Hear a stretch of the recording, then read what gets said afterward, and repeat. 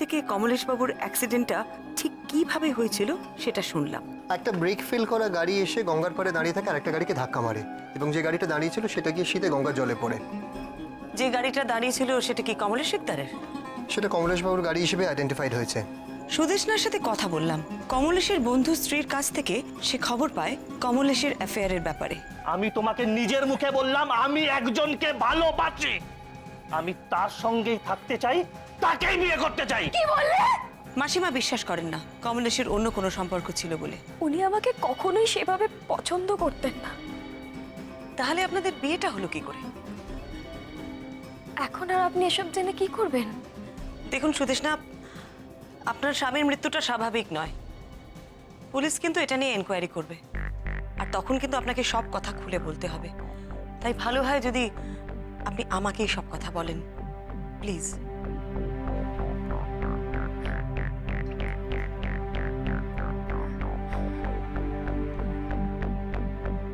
আমি হসপিটালের নার্স ছিলাম, আপনি নার্স ছিলেন? কিন্তু আমার একটা বড় উইকনেস ছিল। আমি বিভৎসতা একদম সহ্য করতে পারি না। আমার কেমন নার্ভাস লাগে, আমার হাত পা কাঁপে। ঠিক এরকম একটা সিচুয়েশনে আমার কমলেশের সঙ্গে পরিচয় হয়। একটা মাথা ফাটা বাচ্চা হসপিটালে আসে, সেই রক্ত দেখে আমি কেমন নার্ভাস হয়ে যাই জানেন। ও আমাকে বলে একটা টেক ব্যাগ দিতে, কিন্তু আমি অলমোস্ট ফেন্ট হয়ে যাই। তাই কমলেশ আমাকে খুব বকাবকি করে, আমার উপর খুব চেঁচামেচিও করে। কি ব্যাপারটা কি আপনার? আপনি কি ওখানে মজা দেখতে গিয়েছিলেন নাকি? আমি আপনাকে কন্টিনিউ ইনজেকশনটা দেবার কথা বলছিলাম, কথা কানে যাচ্ছিল না। স্যার, ভয় আমার হাত পা ঠান্ডা হয়ে গেছিল। Shut up! এসব করতে পারবেন না তো নার্স হতে এসেছিলেন কেন? যান যান যান, ঘরে যান, ঘরে গিয়ে হাঁড়ি করা ঠেলুন, ওটাই হচ্ছে আপনার আসল জায়গা। আপনি জানেন এই আপনার জন্য এই পেশেন্টের কত বড় ক্ষতি হতে যাচ্ছিল? আপনার কোনো সেন্স নেই। চোখের সামনে বাচ্চাটা ছটপট করছে আর আপনি নার্ভ স্ট্রং নেই তো আপনি নার্স হতে এসেছিলেন কেন? ছি, রাবিশ।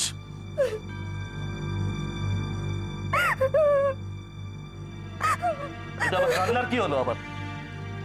আরে বাবা, কাজে নেগলিজেন্স হলে তো একটু বকাও শুনতে হবে। যান যান যান আপনি। অত বকুনি খেয়ে আমি আর নিজেকে সামলাতে পারিনি, তখন কেঁদেই ফেলেছিলাম। তাতে হয়তো ওর খারাপও লেগেছিল, তাই রক্তারক্তির কোনো কেসে আর আমাকে রাখতো না।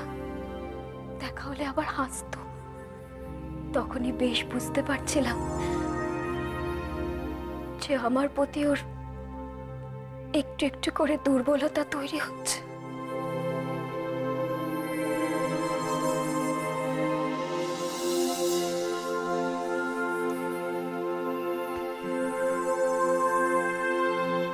জোরে জোরে শ্বাস নিন।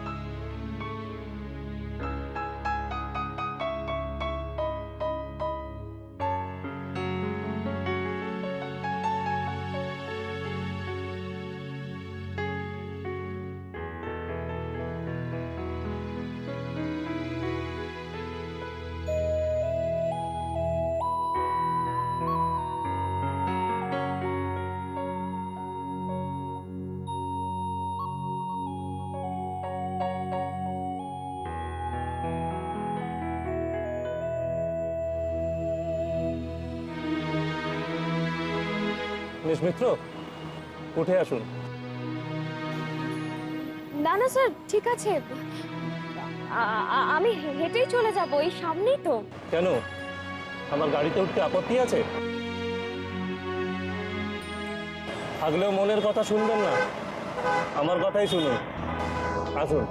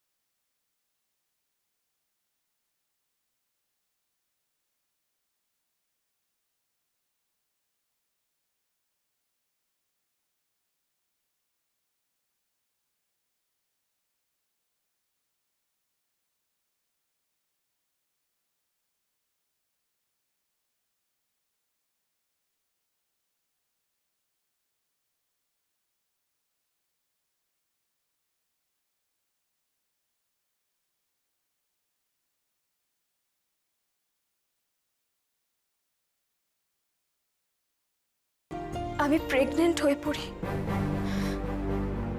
তখন আমার আর কোনো উপায় ছিল না জানেন। তাই নির্লজ্জের মতো ওকে সব কথা বলে বিয়ের কথাও বলি।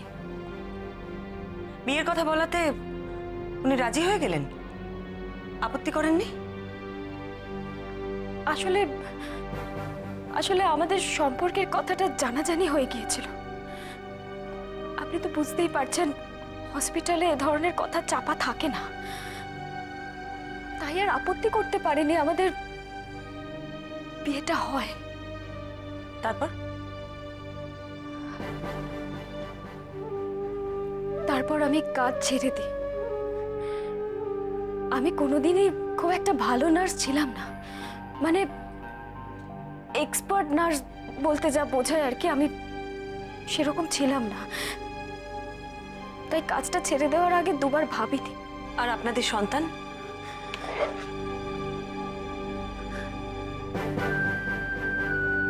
সে আসেনি।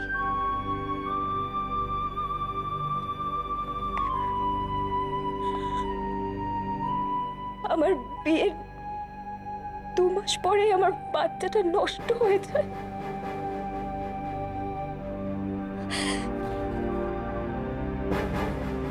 আর তারপর থেকে শুরু হয় আমার শাশুড়ির সন্দেহ। কিসের সন্দেহ? উনি ভাবলেন আমি বিয়ের আগে প্রেগনেন্ট হয়তো ছিলাম না।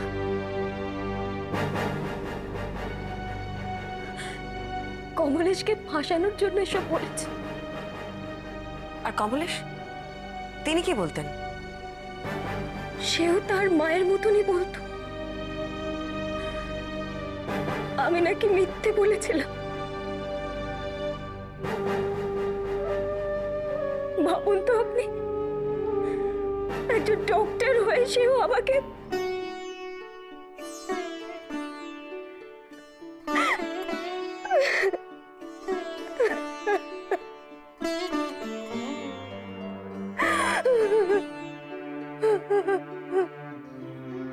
আগাগোড়া মিথ্যে কথা বলল মেয়েটা। কি বলবে বলো? কারো মুখ দেখে কি বোঝা যায় তার ভেতরের চরিত্রটা? তাহলে কি আর এত সব ঘটনা ঘটতে পারতো? কি অদ্ভুত ভাবো, সে এসে বললে আমার ছেলের সন্তানের মা হতে চলেছে নাকি সে। আচ্ছা, নিজের সম্পর্কে কেউ এরকম মিথ্যে কথা বলতে পারে? আর বিয়ের আগে সন্তান হওয়া তো কলঙ্কের। তাই আমার মনেও আসেনি এমন একটা কলঙ্কের অপবাদ কেউ নিজের ওপর ইচ্ছে করে নিতে পারে। তারপর তারপর আমি কমুকে বললাম তার বিয়ে করা উচিত, মেয়েটিকে ফিরিয়ে দেওয়া উচিত নয়। আর বাচ্চাটাও তো কোনো অপরাধ করেনি, তার কথাটাও তো ভাবতে হবে। আপনার কথা শুনে উনি বিয়েতে রাজি হলেন? হ্যাঁ, কমু আমার কথা ফেলেনি, সে তার দায়িত্ব বুঝেছিল। আমার ছেলে অত বড় ডাক্তার, কিন্তু সে দুবার ভাবেনি ওই মেয়েকে ঘরে তোলবার জন্য। সত্যি কথা বলতে কি জানো, আমিও যেন মেয়েটার সামনে মরমে মরে থাকতাম আমার ছেলে দোষ করেছে ভেবে। বিয়ে থা হয়ে গেল। মা, 2 মাস যেতে না যেতেই শুনি তার বাচ্চা নাকি নষ্ট হয়ে গেছে। এ কি ভোজবাজি নাকি? এই বাচ্চা ছিল আর এই বাচ্চা নেই। সেদিন আমি বুঝতে পারলাম কেন ওই মেয়ে মিথ্যে কলঙ্কের বোঝা নিজের মাথায় নিয়েছিল আমার ছেলেকে ফাঁসাবার জন্য। আর সবকিছু জেনে একটা কথা আমি না বলে থাকতে পারিনি। বলেছিলাম, এইভাবে আমাদের ঠকালে মা, ব্যাস ওই বলাটুকুই যেন আমার অপরাধ হয়ে দাঁড়ালো। কেন? আর কেন? ওই শান্তশিষ্ট মেয়ের যা রূপ আমি সেদিন দেখলাম, কি কথাই যে শোনালো আমাকে, সেসব কথা আমি মুখেও আনতে পারবো না মা। উফ, কি রণচণ্ডী চেহারা তার। আর তারপর থেকে সে আমাকে আর আমার ছেলেকে তার পায়ের নিচে দাবিয়ে রেখেছে। আমার ছেলেটার মনে কোনো শান্তি ছিল না, অনেক অশান্তি নিয়ে বুকে দুঃখ চেপে ছেলেটা আমার চলে গেল। শুধু আমি যে কেন রয়ে গেলাম। মা, মা, তুমি কিন্তু আমাকে ওই বৃদ্ধাশ্রমে থাকার একটা ব্যবস্থা করে দেবে। দেখো, আমার তো আর কেউ নেই যাকে এই সমস্ত কথা বলতে পারি, তাই তোমাকেই বলছি, তুমি একটা ব্যবস্থা করে দেবে তো মা, বলো বলো মা। কমলেশ বাবু সুদেষ্ণাকে বলেছিলেন তোমার সঙ্গে থাকার চেয়ে আমার মরে যাওয়া ভালো। আর তারপরেই ঘটে ওই বিভৎস অ্যাক্সিডেন্ট। এরকম একটা কথা কেন বলেছিলেন সুদেষ্ণাকে? এত তিক্ততা কেন দুজনের সম্পর্কের মধ্যে? অরূপ, এটা আমার কিছুতেই মাথায় ঢুকছে না। বৌমনি, আমি কমলেশবাবুর হসপিটাল কলিগসদের কাছ থেকে কিছু ইনফরমেশন জোগাড় করেছি। কি বললো? ফার্স্টলি, ওনার অ্যাফেয়ারটার ব্যাপারে সবাই জানে, এবং সেকেন্ডলি ওনার ডিস্টার্ব ম্যারিটাল লাইফটার ব্যাপারেও সবাই জানতো। আচ্ছা আচ্ছা, ওনার প্রেমিকাকে কেউ চিনতো? মানে কারোর সাথে আলাপ ছিল? না, সেই বিষয়ে কেউ জানে না, সেই বিষয়টা কমলেশবাবু সিক্রেট রেখেছিল। আমার একটা জিনিস মনে হচ্ছে, জানো তো? কি মনে হচ্ছে রে? এই কেসটা নিয়ে মানে একটা বিষয় আমার ঠিক মনে হচ্ছে। কি বল? এটা নো কেস। হ্যাঁ, মানে দেখো, এটার মধ্যে সব মাল মশলাই ছিল একটা ভয়ঙ্কর রকম রহস্যজনক কেস হওয়ার জন্য, কিন্তু এটা আলটিমেটলি হলো না। তুমি যদি ভেবে দেখো, ফার্স্টলি একটা ডিস্টার্বড ম্যারিটাল লাইফ, সেকেন্ডলি অন্য সম্পর্ক, থার্ডলি ডিভোর্স চাওয়া, ফোর্থলি ওয়াইফের হস্টাইল হওয়া, তারপরে ওয়াইফের হস্টাইল হয়ে হাজব্যান্ডকে বাড়ির থেকে বার করে দেওয়া, হাজব্যান্ডের ডেসপারেট হয়ে গঙ্গার পাড়ে যাওয়ার, আলটিমেটলি ডুবে মারা যাওয়া। দেখো, এই প্রত্যেকটা এলিমেন্টসই ছিল যেখান থেকে একটা রহস্যজনক কেস হতে পারতো, কিন্তু আলটিমেটলি হলো না, শুধুমাত্র ওই অ্যাক্সিডেন্টের কারণে, যেখানে একটা অন্য গাড়ি এসে কমলেশবাবুর গাড়িটাকে ধাক্কা মেরে দিল। মানে আমার কি মনে হচ্ছে না, আমার মনে হচ্ছে এটা নিদার সুইসাইড নর মার্ডার, এটা একটা সিম্পল অ্যাক্সিডেন্ট। তাই এই কেসটাকে নিয়ে না তুমি আর ভেবো না। রাতে বৌমনি, আমার হাতে একটা টিপিক্যাল মানে একটা ডিফারেন্ট কাইন্ড অফ কেস এসছে, যেটা নিয়ে আমি কালকে সকালবেলা তোমার সাথে ডিসকাস করবো। আসলে এখন আমি খুব টায়ার্ড হয়ে গেছি, so please good night. Arup শোন, এমন কেউ নেই না যে কমলেশকে আর তার প্রেমিকাকে একসাথে দেখেছে? না দেখো, আমি তো হসপিটাল কলিগ সবাইকেই জিজ্ঞেস করলাম, আমি রাতে এটাও জিজ্ঞেস করলাম যে হাউ ইজ দ্য লেডি, মানে whether she is attractive or not.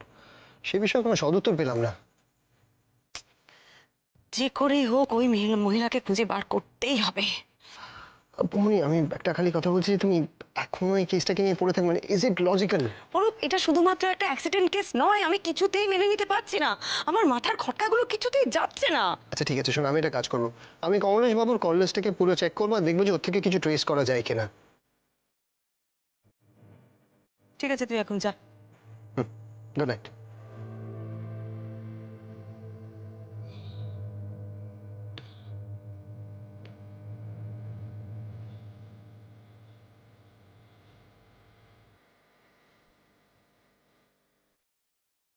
ডাক্তারবাবু, শোনো না, একটা দরকারি কথা আছে। ইয়ার কি মেরো না, শোনো না। বলছি যে, তুমি কোনো বৃদ্ধাশ্রম চেনো? ব্যবস্থা করে দিতে পারবে? দেখো না একটু। হ্যাঁ, ঠিক পারবে তো? সত্যি? Thank you. বাড়ি কখন ফিরবে? কাজে দেরি হবে? ঠিক আছে, রাখছি।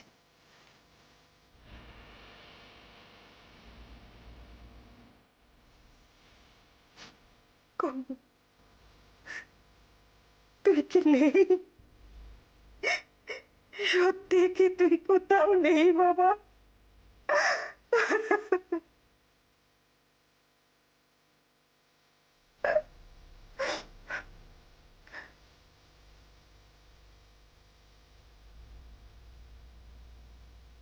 চলুন, কিছু খেয়ে নেবেন, চলুন। বলেছি না এ ঘরে না আসতে, আমাকে একটু শান্তি দিন। আমি তো বলেছি বড়মাকে আমি এ বাড়ি ছেড়ে চলে যাব। থাকুন আপনারা আপনাদের মতো, ভোগ করুন সব কিছু। দেখুন, সকাল থেকে কিছু মুখে দেননি, শরীর খারাপ করবে। তাতে আপনাদের কি? দেখুন, আপনাদের এই ভালো মানুষের নাটক আমার না আর সহ্য হচ্ছে না। আমার ছেলেটাকে মেরে ফেলে এখন আমার সাথে ন্যাকামো করছেন। এ কথা কেন বারবার বলছেন? কেন বলছেন এ কথা?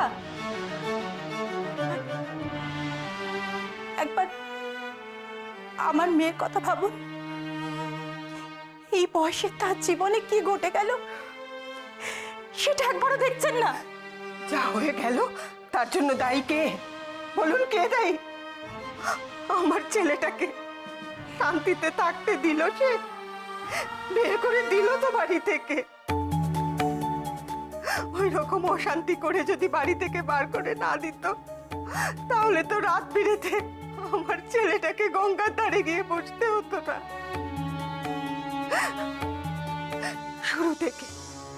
সেই শুরু থেকে আমার ছেলেকে আপনার মেয়ে ঠকিয়েই যাচ্ছে। যান, যান তো এখনই ঘর থেকে চলে যান। আমি তো বলেছি আমার ছেলের কাজটা মিটে যাক কাল, তারপর আমি সব ছেড়ে এই বাড়ি ছেড়ে চলে যাব। সব কথা দিচ্ছি। যা ভালো বোঝেন তাই করুন।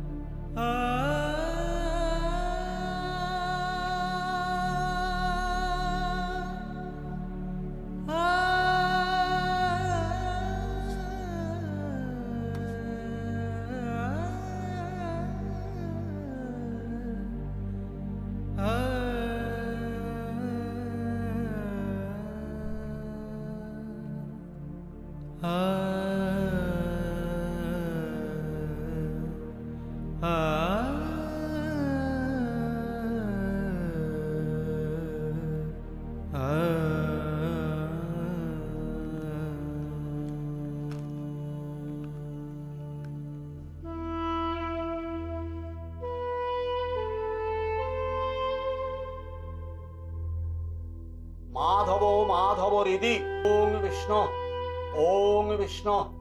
ओं तद विष्णु परमं पदं सदा वसन्ति सूरयः दिवीव चक्षुरा ततम् ओं माधवो वाचि माधवो हृदि।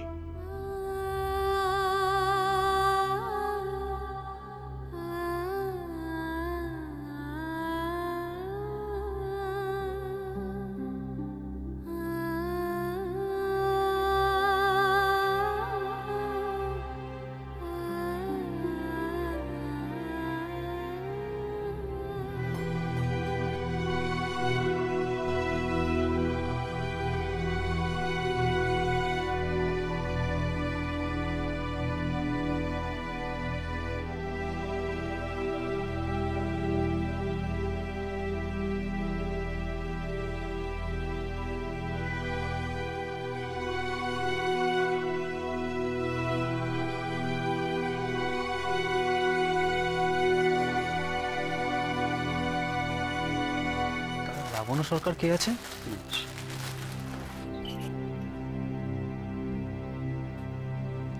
নমস্কার মাসি।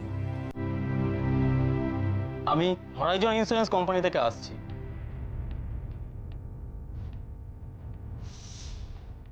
আপনি কি কমলেশ শিকদারের মা, মিসেস লাবণ্য শিকদার? হ্যাঁ, কেন? আপনার সাথে একটু কথা আছে, প্রাইভেট।